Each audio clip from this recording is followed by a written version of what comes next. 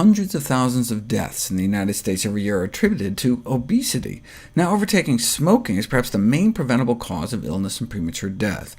In particular, excess body fatness is an important cause of most cancers, according to a meta-analysis of studies done to date. For some cancers, about half of cases may be attributable to just being overweight or obese. What's the connection, though? Why do individuals who are obese have increased cancer risk?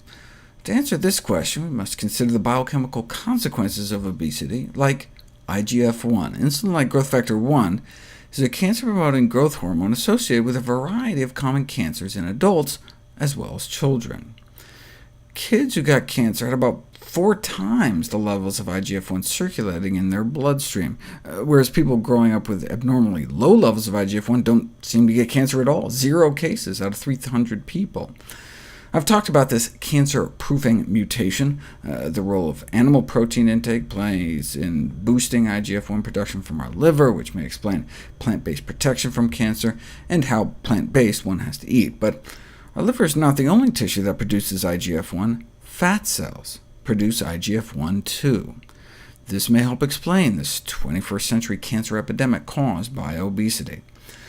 So of course, drug companies have come up with a variety of IGF-1 blocking chemo agents, with cute names like figatumumab, but with not-so-cute side effects, such as early fatal toxicities. So perhaps better to lower IGF-1 the natural way by eating a plant-based diet, as vegan women and men have lower IGF-1 levels. Maybe, though, it's just because they're so skinny. The only dietary group that comes close to the recommended BMI of 21 to 23 were those eating strictly plant-based diets. So maybe it's the weight loss that did it. Maybe we can eat whatever we want as long as we're skinny enough. To put that to the test, we'd have to find a group of people that eat meat, but are still as slim as vegans, long-distance endurance runners, running an average of 48 miles a week for 21 years. If you run 50,000 miles, you too can maintain a BMI of even a raw vegan. So what did they find? If you look at the blood concentrations of cancer risk factors among the groups of study subjects, you see that only the vegans had significantly lower levels of IGF-1. That makes sense, given the role animal protein plays in boosting IGF-1 levels. But the vegan group didn't just eat less animal protein, they ate fewer calories, and in rodents at least, caloric restriction alone reduces IGF-1 levels. So OK, maybe low IGF-1 levels among vegans isn't due to their slim figures, but maybe the drop in IGF-1 in vegans is effectively due to their unintentional caloric restriction.